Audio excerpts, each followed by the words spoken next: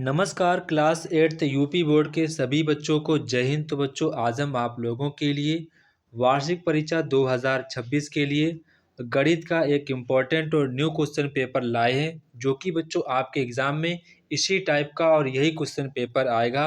तो आप सभी लोग इस क्वेश्चन पेपर को अच्छे प्रकार से तैयार कर लेना है, ताकि आपके एग्ज़ाम में अच्छे मार्क्स आ सकें। अगर बच्चों आप लोग वीडियो पर नए हैं तो वीडियो को लाइक, सब्सक्राइब एंड शेयर करना बिल्कुल ना भूलें। तो बच्चों यहाँ पर आपका जो पहला क्वेश्चन है, आपसे क्षेत्रफल का फार्मूला पूछ रहे हैं। तो आपको पता होगा क्षेत्रफल का फार्मूला क्या होता है। तो त्रिभुज का जो आपका क्षेत्रफल का फार्मूला होता है वो आपका होता है 1/2। क्या होता है? 1/2 आधार गुणे में ऊंचाई। आधार गुणे में ऊंचाई। तो यहाँ पर आपका ऑप्शन नंबर आ वाला करेक्ट हो जाएगा। ऑप्शन नंबर आ वाला यहाँ पर आपका करेक्ट आंसर हो जाएगा। इसके बाद बच्चों आपका क्वेश्चन नंबर खा है। यहाँ पर आपसे पूछ रहे हैं 5 भाग 3 सही 4/7 का मान कितना होगा। तो बच्चों यहाँ पर आपसे पूछ रहे हैं मान। तो 5 का भाग ऐसे भाग लगा है, 3 सही 4/7। तो इसको हम पहले सिंपल भिन्न में कन्वर्ट करेंगे। तो 7 या 21, 21 और 4 कितने? 25, 25/7 यहाँ पर आपका ऐसे आंसर ये आ जाएगा। ठीक है। अब यहाँ पर आपका चिन्ह लगा है भाग का। तो जब यहाँ पर आपका साइन लगेगा मल्टीप्लाई का, तो ये आपका ऐसे ऊपर नीचे हो जाता है। आपको बात पता होगी। तो 5 एकन 5, 5 25। तो आपका आंसर आ जाएगा 7/5। कितना आ जाएगा? 7/5 आपका आंसर आ जाएगा। 7/5। तो यहाँ पर आपका ऑप्शन नंबर आ वाला करेक्ट है। तो यहाँ पर आपका ऑप्शन नंबर आ वाला करेक्ट आंसर हो जाएगा। इसके बाद आपका क्वेश्चन नंबर नेक्स्ट है -20। कई सारे बच्चे इसमें कंफ्यूज हो जाते हैं, ध्यान रखना है। +0। अब बच्चे सोचते हैं कि जीरो साइन बड़ा होता है, माइनस साइन जो होता है उसका छोटा होता है। ऐसा नहीं, जो आपका जीरो होता है उसका कोई साइन नहीं होता है। तो इसका आपका जो आंसर आ जाएगा -20 ही आएगा। कितना आएगा? -20 ही आएगा। तो यहाँ पर आपका ऑप्शन नंबर ए वाला करेक्ट आंसर हो जाएगा। जब मैं छोटा था क्लास 8 में, तो मैं भी ये बात सोचता था कि जीरो जो होता है वो पॉजिटिव साइन का है, तो ये तो बड़ा होगा। तो आपका आंसर आ जाएगा +20। ये पर ऐसा नहीं होता। जीरो का जो साइन होता है उसका कोई साइन नहीं होता है। तो यहाँ पर जो आपका आंसर है वो आपका -20 ही आ जाएगा। कितना आएगा? -20 आंसर आपका आ जाएगा। ठीक है। तो यहाँ पर आपका ऑप्शन नंबर आ वाला करेक्ट हो जाएगा। इसके बाद 4 गुणे आपका -8 है। तो जो ये आपका प्लस साइन का है, तो प्लस माइनस क्या होता है? माइनस। 8 चौको 32। तो आपका आ जाएगा -32। यहाँ पर आपका ऑप्शन नंबर आ वाला करेक्ट आंसर हो जाएगा। इसके बाद बच्चों यहाँ पर आपसे पूछ रहे हैं कि आपको यक्स का मान बताना है कि यक्स का मान क्या होगा। देखो बच्चों यहाँ पर आपको काफी ध्यान से देखना है। ये आपकी जो रेखा दिख रही है, ये आपको रेखा, जैसे कि अगर आपकी कोई रेखा हो, ये आपका कोण 120 अंश का हो, तो ये आपका कोण कितने का होगा? आप कहेंगे सर 60 का। मैंने कहा क्यों? क्योंकि आपने कहा सर ये वाली रेखा होती है 180 अंश का कोण बनाती है। पूरा कोण कितने का? 180 अंश का सर बनाती है। अगर सर ये वाला 120 का हो जाएगा तो सर ये आपका 60 का हो जाएगा। तो ये आपका कितना हो जाएगा? सर ये आपका 60 का हो जाएगा। ऐसे आपने निकाल दिया। ऐसे आप यहाँ देखो, ये आपकी रेखा क्या है? रेखा। ठीक है। जैसे कि आप देखो, ठीक है। तो जैसे कि यहाँ पर आपने ये वाला तो एंगल इसको निकाल लिया। ठीक है। अब देखो ये आपकी रेखा क्या है? रेखा है। और ये आपकी ये कोण है 120 अंश का। तो ये वाला कोण कितने का होगा? सर ये भी 60 का। कितने का होगा? 60 का होगा। क्या होगा? 60 का होगा। अब बच्चों अगर आपने बहिष्कोण प्रमेय पढ़ाई की तुम्हारे स्कूल में, तो पता नहीं आपने पढ़ाई की होगी, पक्का पढ़ाई की होगी। अगर ये जो एक्स कोण का जो मान होता है इन दोनों कोणों के योगफल के बराबर होता है, इसको हम लोग कहते हैं बहिष्कोण की प्रमेय। ठीक है। बहिष्कोण की प्रमेय ये आपके कोर्स में है, मुझे पता है। बहिष्कोण की प्रमेय। तो इन कोणों के योगफल के बराबर ये मान होता है। ठीक है। ध्यान रखेंगे इस चीज को। तो यहाँ पर अगर आपका ये 60 है तो ये 60 है, तो इनका इनका योगफल आपका कितना आंसर जाएगा? 120। इसको कहते हैं बहिष्कोण की प्रमेय। अगर आपको ये प्रमेय नहीं आती है तो भी कोई बात नहीं है। ये आपका कोण कितने का? 60 का। ये कितने का है? 60 का। तो त्रिभुज के तीनों कोणों का योगफल कितना होता है? 180 अंश। अगर आपको दो कोण पता है तो तीसरा कोण आप निकाल लेंगे। तो इन कोणों का योगफल कितना हो जाएगा? 120। 180 से घटा दो 100, आपका 60। ये कोण कितना आ जाएगा? 60 आ जाएगा। कितना आ जाएगा? 60 आपका, अगर आपका ये वाला कोण 60 आ जाएगा तो ये आपकी रेखा है और ये आपका कोण 60 अंश का है, तो ये वाला कोण कितने होगा 120। आप इसको ऐसे भी निकाल सकते हैं, ठीक है। तो यहाँ पर आपका x बराबर कितना आ जाएगा 120 अंश, कितना आ जाएगा 120 अंश। इसके बाद आपका नेक्स्ट है समलंब चतुर्भुज की परिभाषा बतानी है। तो समलंब चतुर्भुज एक ऐसा चतुर्भुज है जिसमें आपकी सम्मुख भुजाओं का केवल एक युग आपका समांतर होता है, जिसमें मतलब कि जिसमें आपकी एक युग में आपकी रेखाएं समांतर होती हैं, ऐसा चतुर्भुज आपका समांतर नहीं समलंब चतुर्भुज कहलाता है। तो इसको आप ऐसे ध्यान रखेंगे। इसके बाद यहाँ पर आपसे कह रहे हैं कि क्या 100 घनमूल है, आपको हल करना है। 100 किसी संख्या का घनमूल नहीं है, तो इसको यहाँ पर ऐसे आपको याद रखना है। इसके बाद तो यहाँ पर आपको इस समीकरण को हल करना है, तो आप इसको भी हल करेंगे।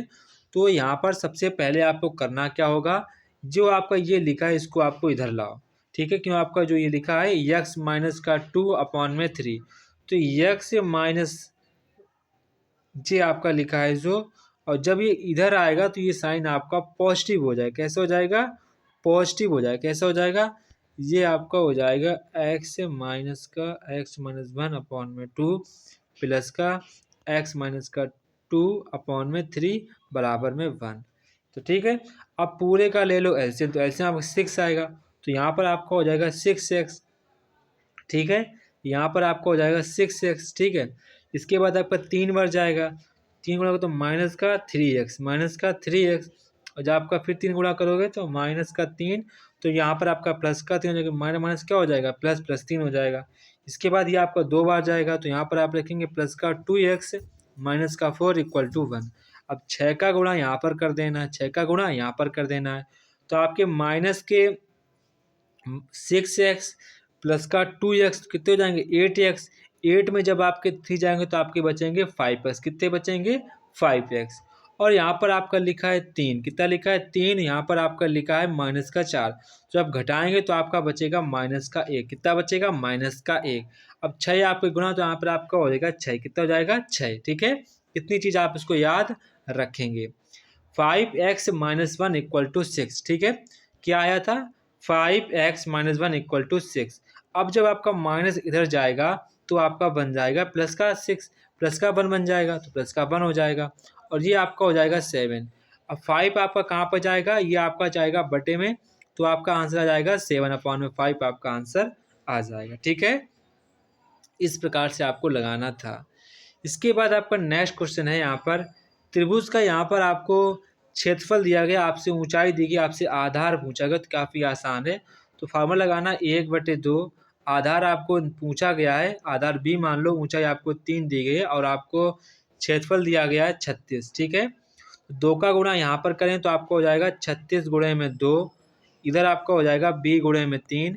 अब 3 आपका जाएगा डिवाइड में, कहाँ पर जाएगा डिवाइड में, 3 से काटो, 3 एकन 3, 3 एकन 3, 3 दूनी 6। अब 12 दूनी कितना होता है, 12 दूनी आपका होता है 24, तो आपका जो आधार है वो आपका 24 सेंटीमीटर आ जाएगा, कितना जाएगा 24 सेंटीमीटर आ जाएगा। जो यहाँ पर आपकी इकाई लिखी वही यहाँ पर आपको इकाई लिखनी होती है। तो इस प्रकार से आपको ध्यान रखना है, ऐसे मतलब एग्जाम में क्वेश्चंस आएंगे, ठीक है। इसको आपको अच्छे प्रकार से लगा लेना है। इसके बाद आपका नेक्स्ट यहाँ पर है कि आपको ऐसे पूर्णांक युग में यहाँ पर आपको लिखना है जिनका योग मतलब कि -3 हो। तो यह तो आप कर ही सकते हैं, या काफ़ी आसान है।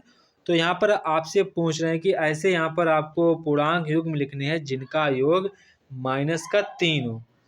तो ये काफ़ी देखो आसान है, आप लिख सकते हैं -1 -2 लिख सकते हैं, -1 आप ऐसे लिख सकते हैं ऐसे। तो जिनके योग में इन सभी का मतलब योगफल कितना आएगा, हमेशा इनका योगफल आपका -3 ही आएगा। इसके बाद आपका नेक्स्ट है, यहाँ पर आपको योग करना है -6 -2, यहाँ पर आपका फिल किया जाएगा -6, तभी आपका बराबर आएगा। इसके बाद आपको इसको हल करना है, 3 दूनी 6, और 6 5 आपका 11, 11 बटे में 3 गुणे में 5, और जब गुणा करेंगे तो 55/3 कितना आएगा 55/3 यहाँ पर आपका आंसर आ जाएगा, ठीक है 55/3। इसके बाद यहाँ पर आपको यक्स का मान ज्ञात करना है, तो ये 2 का गुणा यहाँ पे करेंगे, यहाँ पर करेंगे, ठीक है। तो जब यहाँ पर हम 2 का गुणा करें तो आप 2 यहाँ पर लिखेंगे, यहाँ पर आप लिखेंगे 4x + 8 लिखेंगे, बराबर में लिखेंगे 4 गुणे में एक ब्रैकेट में x प्लस 1, 2 एकन 2, दो चौकू तो आपका कट जाएगा, तो यहाँ पर आपका बचेगा 4x प्लस 8, बराबर में गुणा करें तो आपका होगा 2x प्लस 2। ठीक है, गुणा कर दिया x का, फिर 1 से कर दिया। इसके बाद जब आपका 2 इधर आएगा तो 4x माइनस का 2x बराबर 2 माइनस का 8 बचेगा। जब घटाओगे तो कितना बचेगा 2, कितना बचेगा 2x बचेगा। यहाँ पर आपका माइनस का 6 बचेगा, 2 एकन 2, दो तियाँ 6, तो आपकी x की वैल्यू आ जाएगी माइनस के 3। कितनी आ जाएगी? माइनस के 3 आपकी x की वैल्यू आ जाएगी। इसके बाद यहाँ पर आपको फिल करना है, तो इस वाले ब्रैकेट में आपको फिल करना होगा 1/24। इस वाले ब्रैकेट में भी आपको 1/24 ही फिल करना होगा। इसके बाद जो यहाँ पर आपको गुणांक निकालने के गुणांक क्या होगा, तो यहाँ पर आपको x के गुणांक पूछे, यहाँ पर आपका x के साथ 2 लिखा है तो x का गुणांक यहाँ पर 2 हो जाएगा, और यहाँ पर जो आपको x का गुणांक है वो आपका माइनस का 1 है। क्या है? माइनस का 1 है। इसके बाद यहाँ पर आपसे कह रहे हैं 36 का 1/, का मतलब होता है गुणा, तो गुणा करेंगे तो आपका आंसर आ जाएगा 13। कितना आ जाएगा? 13 आंसर आ जाएगा। इसके बाद आपका 16 का 2/4 पूछे, 16 का 2/4, तो 4 एकन 4, 4 चौकू 16, तो आपका आंसर आ जाएगा 4 दूनी 8। कितना आ जाएगा? 4 दूनी 8 आपका आंसर आ जाएगा।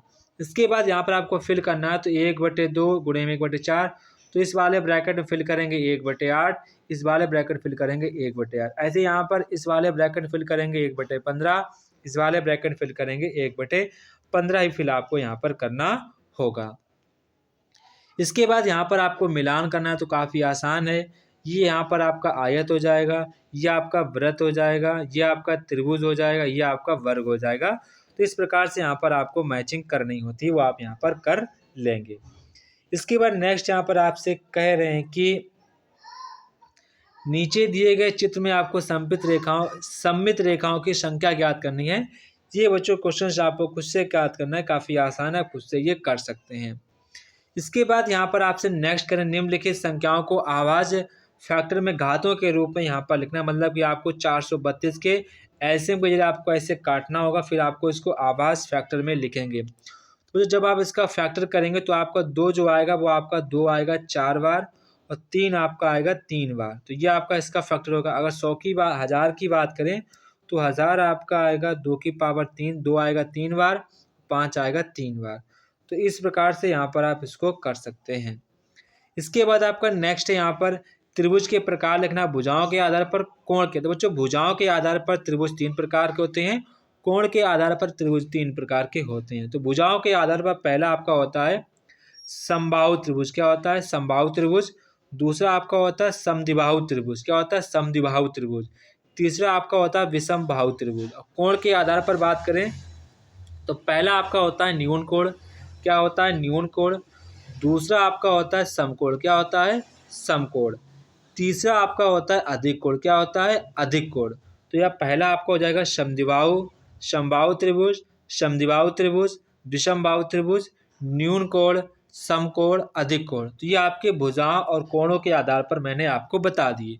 बच्चों इस क्वेश्चन पेपर को आप सभी लोग अच्छे प्रकार से तैयार करना है, ताकि आपके एग्जाम में अच्छे मार्क्स आ सकें। तो बच्चों अगला पेपर आपको किस सब्जेक्ट पर चाहिए वो आप लोग मुझे कमेंट बॉक्स में कमेंट करके बताएंगे।